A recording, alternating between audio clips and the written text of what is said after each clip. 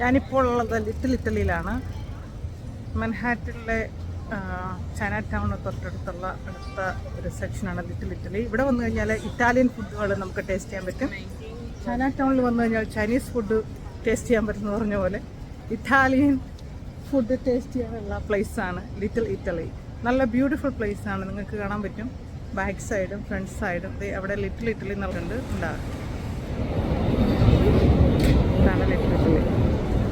അപ്പോൾ നിങ്ങൾക്ക് നമുക്ക് വീട്ടിലേക്ക് വീണ്ടും ഇന്ന് നമ്മൾ ലിറ്റിൽ ഇറ്റലിയും ചൈന ടൗണും ഒക്കെ ഒന്നിച്ചൊന്ന് ട്രാവൽ ചെയ്യാൻ വേണ്ടി വന്നതാണ്.